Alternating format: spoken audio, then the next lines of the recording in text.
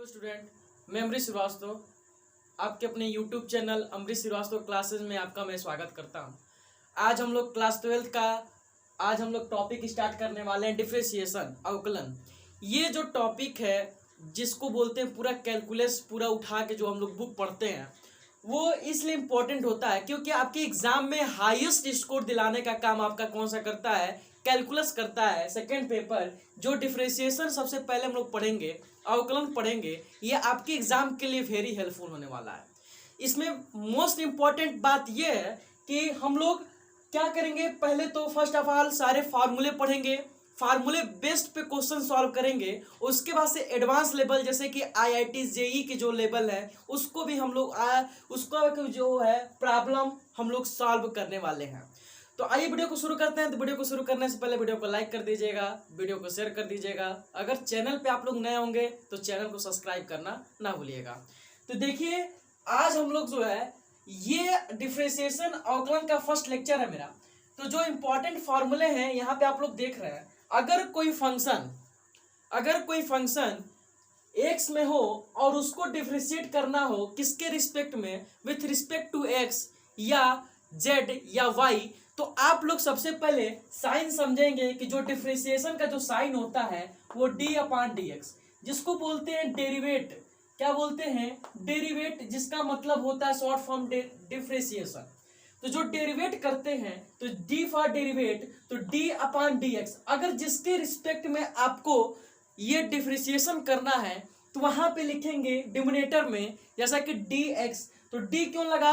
d differentiate करने के लिए लगा, और क्योंकि हम लोग दिखा रहे हैं साइन डिफरेंशिएशन करना है। तो हमको क्या करना है, सारे पहले इंपॉर्टेंट फार्मूले पढ़ने हैं। तो देखिए पहले इंपॉर्टेंट फार्मूला कि अगर कोई फंक्शन x में है, अगर उसके रिस्पेक्ट में डिफरेंशिएशन करना है उस फंक्शन को, अगर कोई फंक्शन आपके पास कांस्टेंट फंक्शन है, ना उसमें x जुड़ा हो ना y, कहने का मतलब ना उसमें वेरिएबल टर्म्स कोई नहीं जुड़े हो, तो तब उसका डिफरेंशिएशन क्या होता है बच्चों? जीरो होता है। क्या होता है? Zero. Always constant term derivative is क्या होता है? जीरो।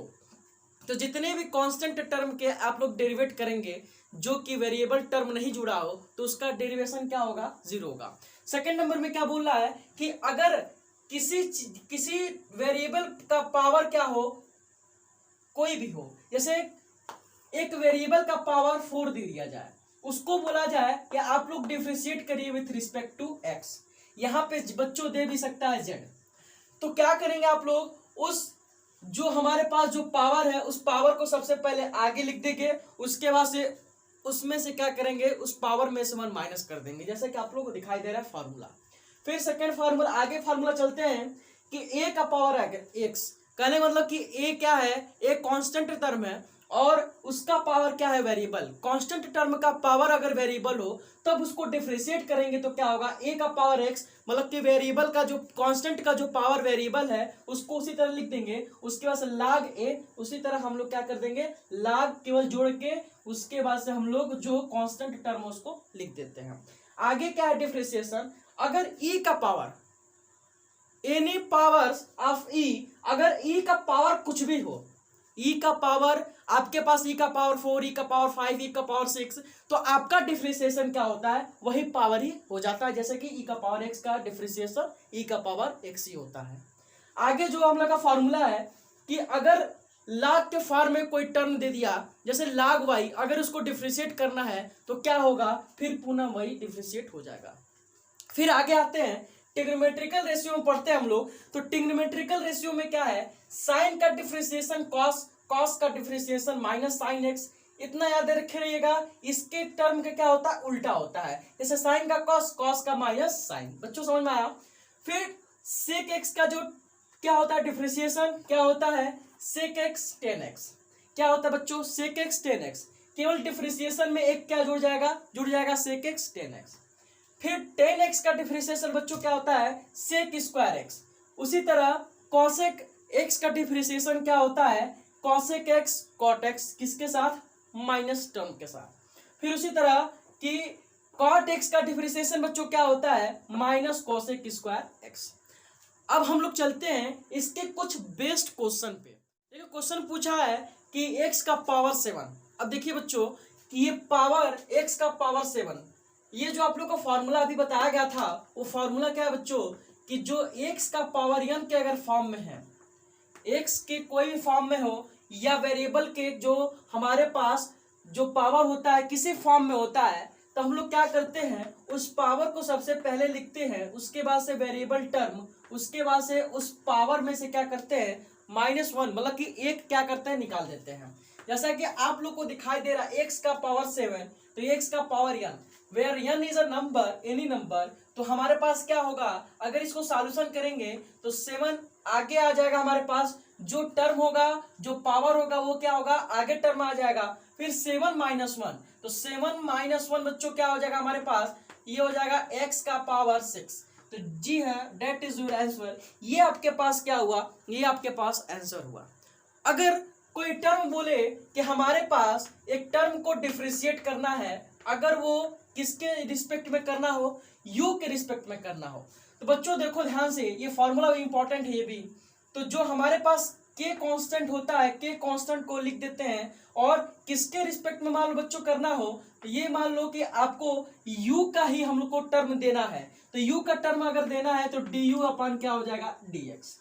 अगर कोई कांस्टेंट टर्म का डेरिवेशन होता है बच्चों, बताया गया 0 होता है, अगर कोई कांस्टेंट टर्म के साथ वेरिएबल बच्चों लग जाता है तो वेरिएबल का डिफरेंशिएशन होगा और कांस्टेंट को हम लोग क्या कर देंगे आगे उसी तरह लिख देंगे। देखिए बच्चों सेकंड टाइप के जो क्वेश्चन पे चलते हैं, सेकंड टाइप का क्वेश्चन जो है ये वेरिएबल के साथ कांस्टेंट टर्म क्या हुआ है ऐड हुआ है।